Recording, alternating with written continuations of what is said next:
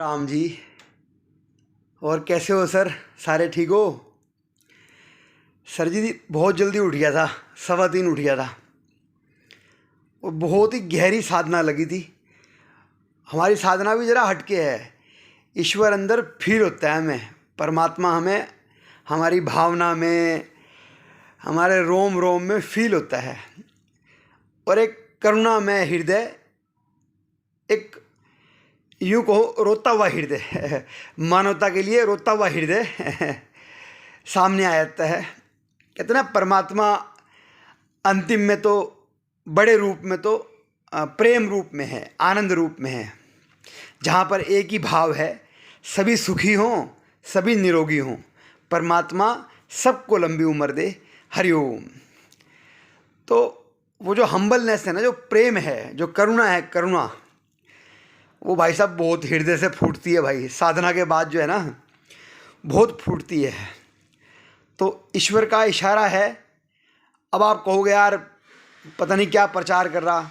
भाई किसी और का प्रचार नहीं कर रहा, मैं मेरे प्रभु के स्वभाव का ही सच्चा प्रचार कर रहा हूँ। जो परमात्मा ने मुझे आदेश दिया वही मैं कह रहा हूँ। एक तो भाई वो बेहद ईमानदार है, बेहद, बहुत बहुत ईमानदार है। दूसरा देने वाला है, उसे अपने लिए कुछ नहीं चाहिए, वो तो बस देने के लिए आया है। तो वहाँ पर थोड़ा हृदय भावुक हो जाता है। और जो संसार में असहनीय पीड़ा है, भोले जीवों को भी पीड़ा मिलती है, तो मन रो पड़ता है यार। अब पता नहीं आप लोगों का हृदय कैसा है, आप समझोगे या नहीं समझोगे, भगवान जाने। क्योंकि मोह की जो हृदय है ना, जो मोह वाले हृदय हैं, वो अपने अपने लिए रोते हैं, अपने अपने लिए। अच्छा कभी अपने ऊपर दुख आ गया तो रो पड़ेंगे, लेकिन दूसरे का दुख इतना अनुभव नहीं कर पाते वो। लेकिन जो पवित्र हृदय होता है ना, जिसकी पुकार में ईश्वर का जो जो अल्टीमेट रूप है, प्रेम रूप है, जो बार बार सुख की, आनंद की, शांति की, सहजता की, प्रेम की पुकार रखता है, जो कहता है बहुत हो गया यार, प्रायश्चित की अग्नि में बार बार अपने आप को जलाता हुआ रोता रहता है, रोता रहता है भक्ति के अंदर, कि भाई अंदर अंदर अंदर अंदर भावना में रोता रहता है कि बस थक गया मैं, थक गया मैं दुनिया के थपेड़ों से, चालाकियों से, चतुराई से, अहंकार से, ऊर्जा से, शक्ति से, संघार से ना। ये बड़ी बड़ी बातें उसके कम समझ में आती है। हम्बलनेस, करुणा, दया, प्रेम, वो कहते हैं सर्वे सुखनव, मतलब सारे संसार का कल्याण हो, वो भाव उसमें उमड़ पड़ता है। वो भक्ति, वो समर्पण उमड़ पड़ता है। उस अवस्था की बात कर रहा हूँ।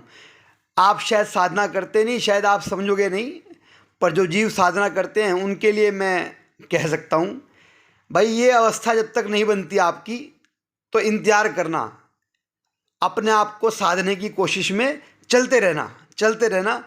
एक दिन वो आएगा ये स्थिति बनेगी जहाँ भक्ति फूटेगी, समर्पण होगा। भक्ति का मतलब पूर्ण समर्पण, जहाँ पे यार ठीक है यार, सब ने रहना है यार, सारे प्रेम से रह लो यार, क्या अहंकार रखना मेरे भाई। और हृदय बड़ा पवित्र हो जाएगा। और अपने लिए नहीं, केवल अपने लिए नहीं ना यार, जैसा बनाएंगे संसार वैसा ही तो बनेगा। अगर ईमानदार चलेंगे, अच्छा बनाएंगे, पवित्रता रखेंगे, तो चारों तरफ सुख शांति होगी। अकेला अकेला अकेला अपने लिए कुछ मांगेंगे तो यार अन्याय होएगा। फिर वो कहते हैं ना, आप अगर अपने पास अच्छा रख भी लोगे और आसपास बुरा होगा, तो जो वो अग्नि है वो एक दिन आपको जलाएगी। जो पड़ोस में आग लगी है जंगल में, वो एक दिन आपको भी खाएगी। तो सबके कल्याण की बात करते हैं भाई, सब में भगवान प्रेम दे, करुणा दे। अब करुणा आपको समझ नहीं आएगी, आप फिर छोटा मोटा दान दान जो करते हो, जो नाटक करते हो वो नाटक नहीं, करुणा होती है। हृदय बेहद ईमानदार हो जाता है, वो छल कपट से परे रहता है, मन मुक्त हो जाता है, फिर करुणा फूटती है, फिर सच्ची करुणा फूटती है। राग द्वेष में बंधा हुआ मन कभी कभार रो के नाटक करता है, छोटे मोटे आयोजन करता है, भगवान के नाम के, दया के नाम के, दान पुण्य के नाम के, उस नाटक की बात नहीं हो रही है। राग द्वेष से मुक्त हुआ हुआ, आसक्त से, विरक्त से मुक्त हुआ हुआ हृदय, प्रेम से जगा हुआ, करुणा से जगा हुआ हृदय, ईमानदार हृदय, प्रायश्चित से भरा हुआ, मतलब बड़ा, बस क्या बोलूँ, बड़ा भावुक हृदय। वो समझ में पड़ जाएगा आपको, जो साधना के पथ पे गहरे में होंगे उन्हें कुछ मिल सकता है भाई। चलिए अगले वीडियो में बात करते हैं। फिर आप कहोगे यार, हाँ यार आप लोग सुनते नहीं, हमारी स्मरण शक्ति बड़ी कमज़ोर है, याद करने की भी, समझने की भी और सुनने की भी, क्योंकि इतना आसान नहीं है सत्य को सुनना। तो अगले पार्ट में बात करते हैं। राम राम जी।